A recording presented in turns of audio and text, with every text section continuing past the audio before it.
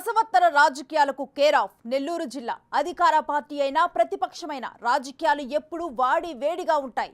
వర్గ విభేదాలు, విమర్శలు, ఆరోపణలతో ఒకరిపై ఒకరు కత్తులు దూసుకునేంత పరిస్థితి. వచ్చే ఎన్నికల్లో ఓ నియోజకవర్గంలో రెండు బలమైన రాజకీయ కుటుంబాల మధ్య రసవత్తర పోరు జరగబోతోంది. ఇంతకీ ఏంటా నియోజకవర్గం, ఆ నాయకులు ఎవరు?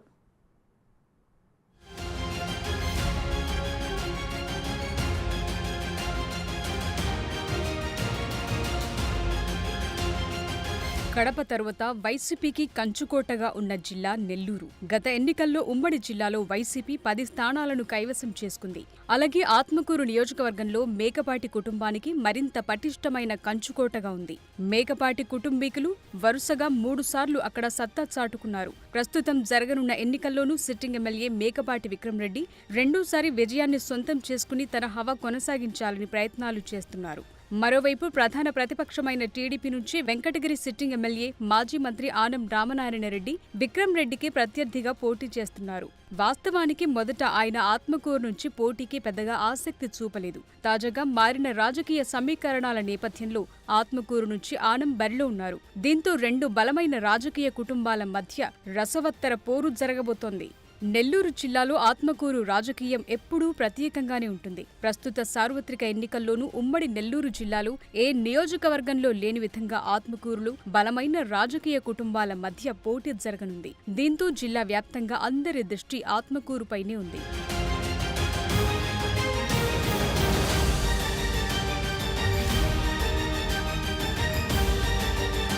2014-2019 ఎన్నికల్లో వరుసగా 2 ఎన్నికలతో పాటు 2022లో జరిగిన ఉప ఎన్నికల్లో కూడా మేకపాటి కుటుంబం ఆత్మకూరులో విజయం సాధించింది. 2014 ఎన్నికల్లో నెల్లూరు మాజీ పార్లమెంట్ సభ్యులు మేకపాటి రాజమోహన్ రెడ్డి తనయుడు గౌతమ్ రెడ్డి రాజకీయ వారసుడిగా ఆత్మకూరు నుంచి తొలిసారి ఎన్నికల బరిలో దిగి భారీ మెజార్టీతో విజయం సాధించారు. 2019 ఎన్నికల్లోనూ ఆయన రెండోసారి విజయం సాధించడంతో పాటు జగన్ కేబినెట్లో కీలకమైన మంత్రిగా పనిచేశారు. దురదృష్టవశాత్తు ఆయన 2022లో మరణించడంతో ఆత్మకూరులో ఉప ఎన్నిక జరిగింది.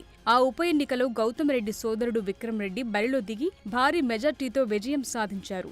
ప్రస్తుతం జరుగుతున్న ఎన్నికల్లో సిట్టింగ్ ఎమ్మెల్యేగా విక్రమ్ రెడ్డి వరుసగా రెండోసారి బరిలోకి దిగుతున్నారు. పక్కా ప్రణాళికతో ముందుకు సాగుతూ విజయమే లక్ష్యంగా ఆయన పావులు కదుపుతున్నారు. ప్రతి గ్రామంలోనూ మేకపాటి సొంత వర్గాన్ని ఏర్పాటు చేసుకుని ఎలాగైనా ఈసారి గెలవాలనే పట్టుదలతో ముందుకు సాగుతున్నారట. ఈ నేపథ్యంలోనే ఆత్మకూరులో విక్రమ్ రెడ్డిని ఢీకొట్టేందుకు బలమైన రాజకీయ చరిత్ర ఉన్న, అక్కడ పనిచేసిన అనుభవం కలిగిన ఆనం రామనారాయణ రెడ్డిని టీడీపీ నుంచి పోటీలోకి దింపింది.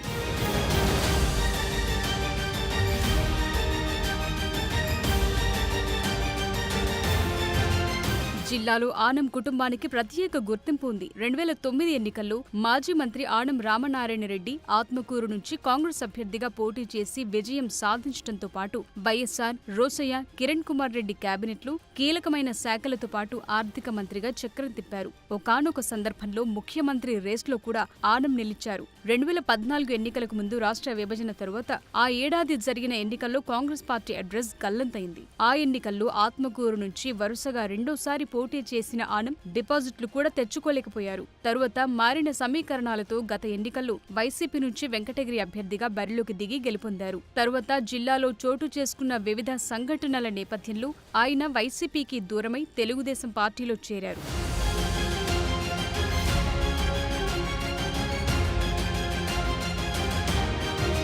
ప్రస్తుత ఎన్నికల్లో టీడీపీ అభ్యర్థిగా ఆత్మకూరు నుంచి రంగంలోకి దిగారు. 2009లో ఆత్మకూరు నుంచి గెలుపొంది రాష్ట్రంలో మంత్రి పదవి నిర్వహించిన ఆనం రామనారాయణ రెడ్డి నియోజకవర్గంలో తాను చేసిన అభివృద్ధి మళ్లీ విజయాన్ని ఇస్తుందనే ధీమాతో ఉన్నారు. అయితే మేకపాటికి కంచుకోటగా ఉన్న ఆత్మకూరులో టీడీపీకి ఏ మేరకు రాజకీయ సమీకరణాలు అనుకూలంగా ఉంటాయో లేదో వేచి చూడాలి. పక్కా ప్రణాళికతో ఆత్మకూరులో విజయాన్ని రెండోసారి నమోదు చేసుకోవాలని ముందుకు సాగుతున్నారు విక్రమ్ రెడ్డి. ఆత్మకూరు నుంచి కాంగ్రెస్, వైసీపీలే అత్యధిక సార్లు విజయం సాధించారు. తెలుగుదేశం నుంచి గతంలో తక్కువ మంది మాత్రమే గెలుపొందారు. యువకుడైన విక్రమ్ రెడ్డిని ప్రజలు ఆదరిస్తారా? సీనియర్ అయిన ఆనంకి పట్టం కడతారా అనేది మరికొన్ని రోజుల్లో తేలనుంది.